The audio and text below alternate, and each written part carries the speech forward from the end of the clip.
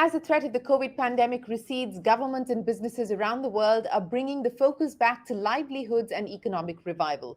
Borders are reopening, albeit with caveats and restrictions. Employees are heading back to office, and stimulus measures announced to cushion the impact of the worst of the pandemic are starting to be wound down.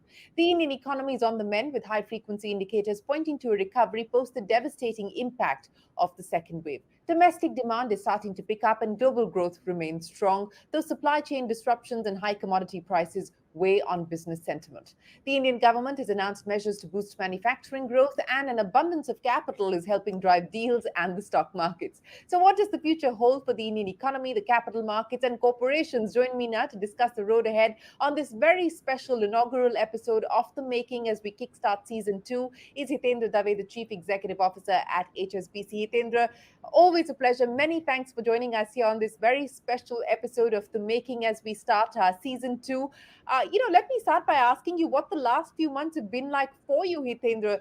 You came in at a time when we were seeing the worst of the second wave, the Delta variant playing havoc across health as well as the economy. So steering the ship through those troubled and tumultuous waters, what was that like? Well, first of all, thank you, Shireen, for having me on your show.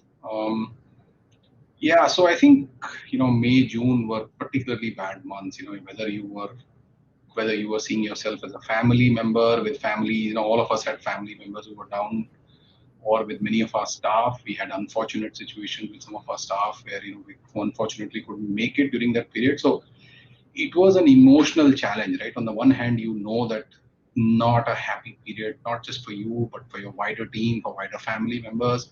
And at the same time, there was a transition within the organization. So I think one had to be balancing quite a bit, I would say. But I would want to use this opportunity to say that I think the work done by our teams, the volunteers in our organization was just absolutely outstanding. I think there are heroes of 2021 in our organization.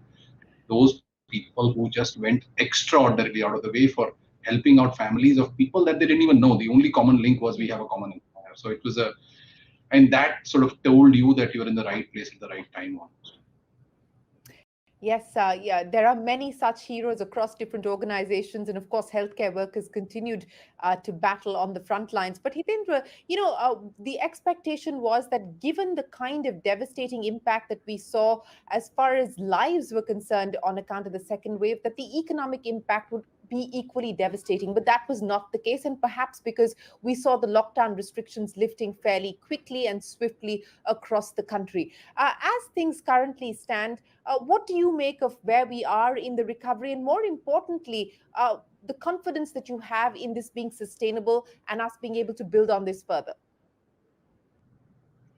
So my own sense is, and as with a lot of other people, and as you mentioned in your comments, I think all of us are taken in with a very degree of positive surprise that, all of us as consumers, employers, employees, just general citizens of the country have managed to overcome what we all thought was a once in a lifetime scar that we saw in April, May, June. So it's something, tells you something about the resilience of our people and the general optimism that some of us carry into our daily lives for reasons which are possibly difficult to understand at this juncture. I think looking at the situation today, my sense is the bounce in demand that you are seeing across a bunch of sectors. I'm not just hoping that my sense is this is slightly more than just pent-up demand coming back, right? I think it's a bit more. It's built up savings or savings which were unplanned. It's corporations really experiencing significantly better operating cash flows and therefore, doing good to their staff, doing good to their vendors, etc. I think the lower interest rates at play, mortgage rates at 6.5%. When did you ever see that? We used to have 6.5% as deposit rates 2 years back, remember? Today we are getting a mortgage at 6.5%. Some of that is kicking in. I think the government of India, I think we are in a country where we don't like to credit the government for most things that go right. I think the fact that, they were spending 20 odd lakh crore till March 20, and now they're at 30 odd lakh crore, plus minus a few lakhs here or there. That's 10 lakh crores is $150 billion. That has to convert into someone's income, someone's order, someone's revenue. Given where utilization currently stands across industries, 70%, 75%, and the hope is that this will pick up, Are we a quarter, 2 quarters away, 3 quarters away from private capex starting? I think a little longer. I mean, 2 points here. One is I think it will be a little longer simply because most corporate boards were scared that their companies were going to get caught up in what was happening in India.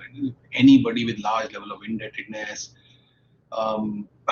capacity utilization in the 50s to 70s, prices really remaining soft and unchanged over many years, etc. I think had really told the executive management, you get your balance sheet into shape before you talk about any expansion, right? Or even the announced expansions, they were, if it was a plan was 3 years, they were doing it over 5 years so that the cash flows wouldn't get stretched.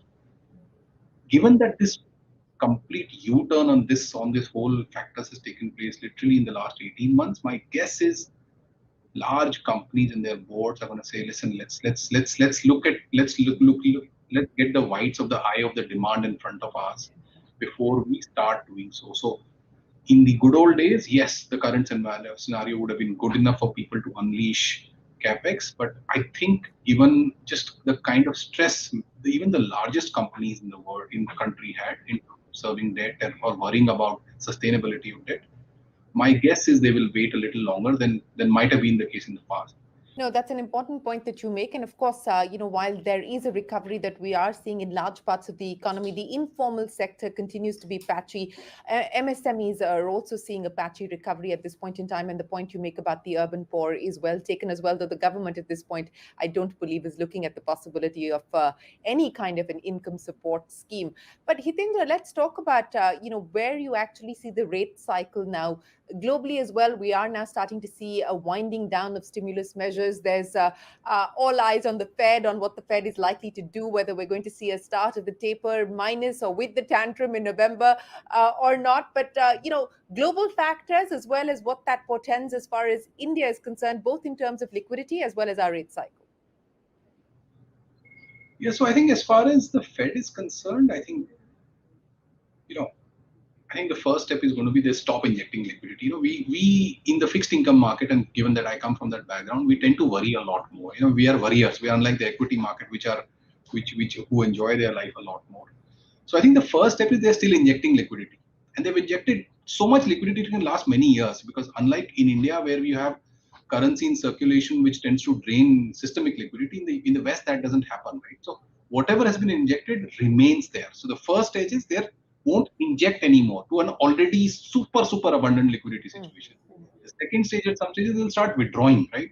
And that's when the rate cycle starts. And almost everybody seems to think that rate hikes are, let's say, between a year to 2 years away. But the terminal rate is what people are talking about: one half, 175, which even if while it's low, higher than zero, it keeps the cost of capital extremely low. So I think the taper of 2013, I don't think any of that is likely to happen because the affected countries have taken care of it, and the Federal Reserve has also learned that you need to communicate much in advance. Coming to India, I think you have heard the RBI governor say many times that we need to nurture growth while obviously looking at inflation. I think there is a near consensus that this inflation largely supply side shock driven as opposed to demand. You cannot say 50% of the population is poorer than what it was 2 years back and worry about inflation at the same time, right? These inconsistencies somebody will have to live through. My own guess is our system liquidity is more than sufficient. So again, RBI, just like the Fed, will initially focus on how to do it. My guess is we're going to see an extremely deliberate and calibrated RBI both on liquidity and on interest rates.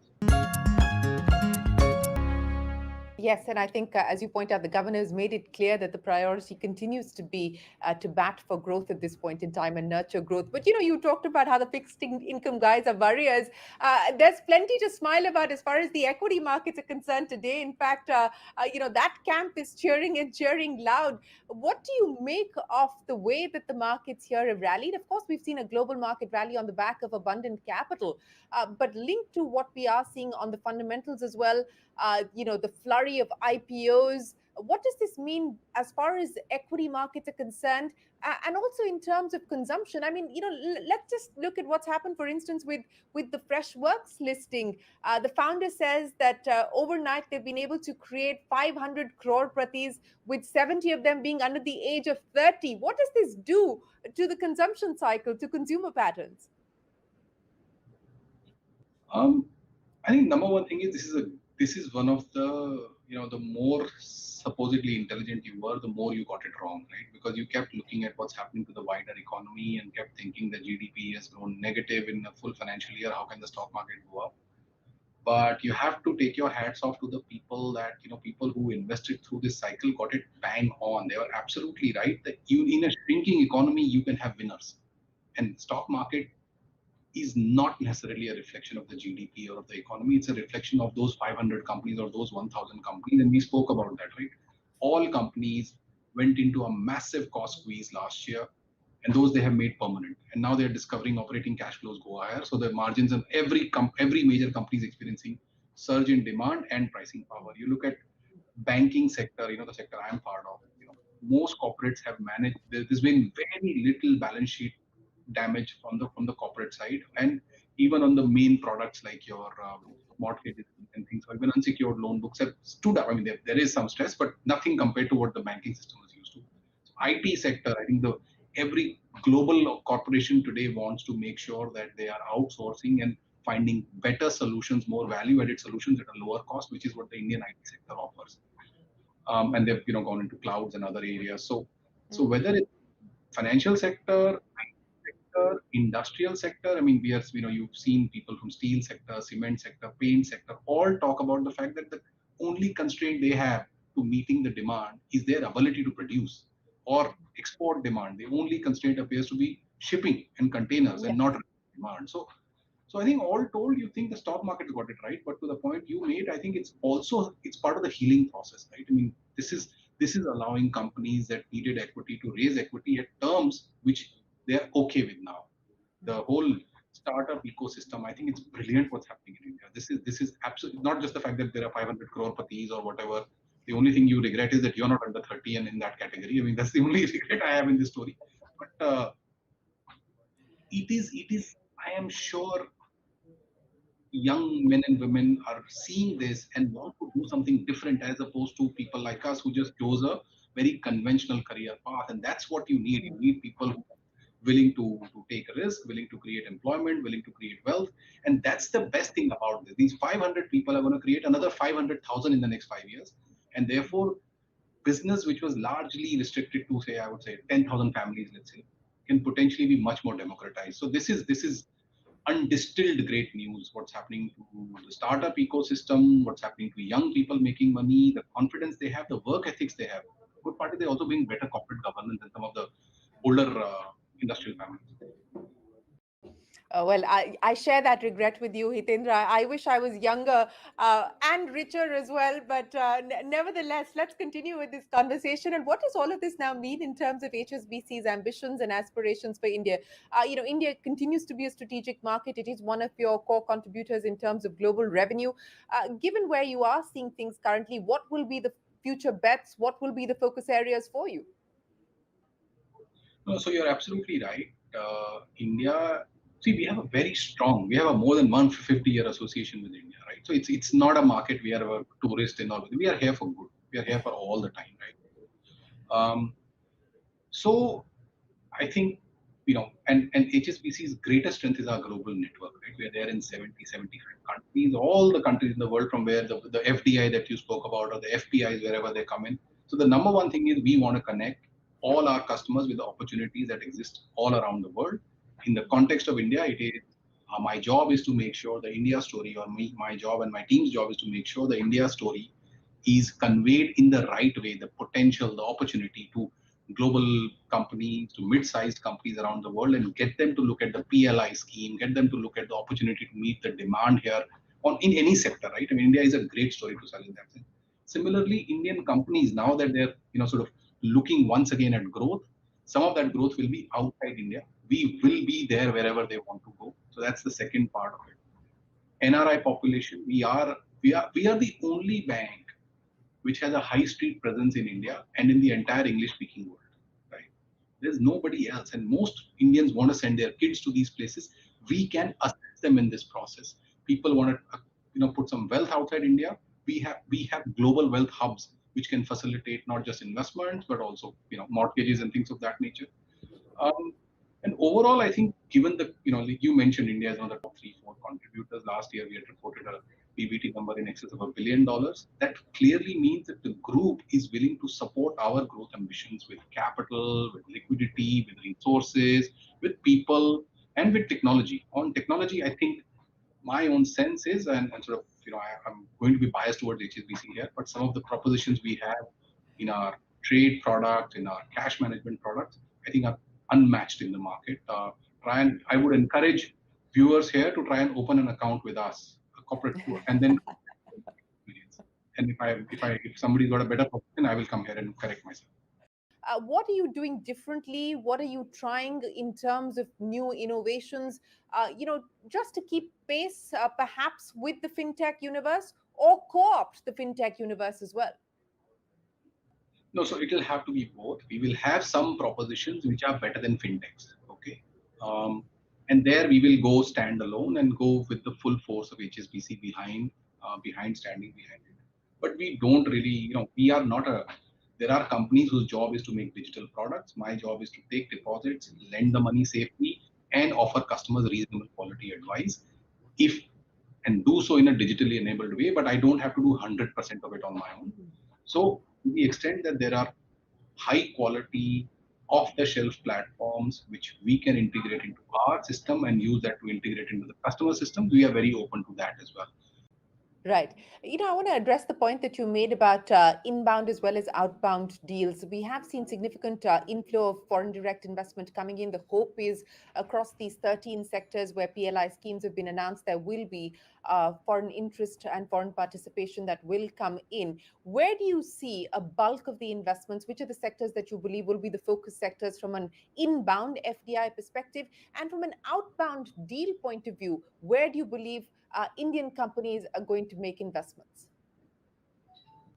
So I think the inbound is obviously proportionally it's going to be much more inbound. India is always going to be, for the foreseeable future, a beneficiary of global capital coming into the country than the one remitting out capital. I think very clearly what the government of India has done on renewable here is going to draw massive amounts of capital. The amount, because we are now doing these at large gigawatt kind of auctions, it clearly allows serious large players to think. So that's, I think, one area where clearly, and it's ties in with the ESG agenda. HSBC itself is extremely committed to the to the ESG agenda. So we will not just facilitate the FDI, but hopefully also partner on an operating company basis. We've talked about the growth triggers and the possible factors that will aid the recovery, but let's talk about some of the challenges as well and some of the potential headwinds. One, of course, is the cost of commodity, inflationary pressures, especially on account of raw material costs. That's impacting just about every business at this point in time. There are concerns about what will happen in China and how that could potentially impact global growth. What are the key risk factors that you're going to be watching out for? What worries you today? No, I think at this juncture, one is under the assumption that what you're experiencing is lack of investment in many industries over the last 7, 8, 10 years, and suddenly a huge surge in demand, which could be pent-up demand related, could be government expenditure related, could be corporations generally experiencing a much better run than they expected earlier. But if you find that that's not the case, it's now demand which is seriously in excess of supply, not just because of supply shocks, but that could create a problem through the monetary policy channel. One of the things which has allowed the world to come out of the pandemic in the way it has come out is clearly outstanding work by central banks all around the world.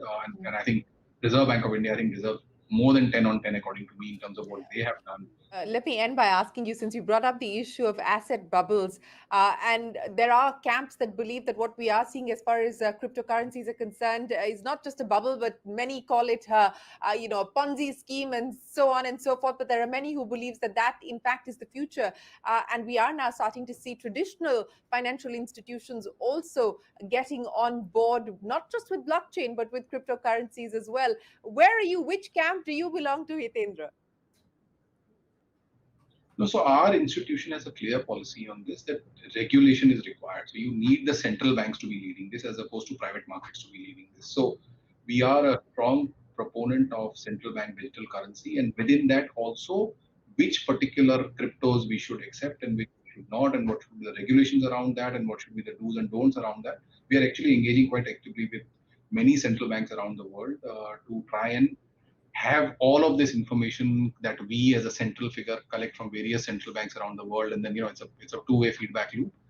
So we think it's headed there, but we also think it has to head in a regulated manner with central banks taking the initiative and the lead here, as opposed to allowing it to mushroom all over the place. um, that's our position on this. Well, it certainly is the view of the RBI here as well, that there needs to be very tight controls and it should be driven by the central bank itself. But Hitendra, it's been an absolute pleasure. Thanks very much for joining us to talk about a whole raft of issues. And may your confidence, be proved to be what gives the market the confidence as well. But thanks very much for your time and for joining us here on the inaugural episode of The Making on CNBC TV18. My pleasure, Shri. Thank you for having me. Well, with that, it is time for us to wrap up this episode of The Making. Stay on with us. We will, of course, bring you a lot more of interesting conversations. For now, from all of us here, goodbye. Many thanks for watching.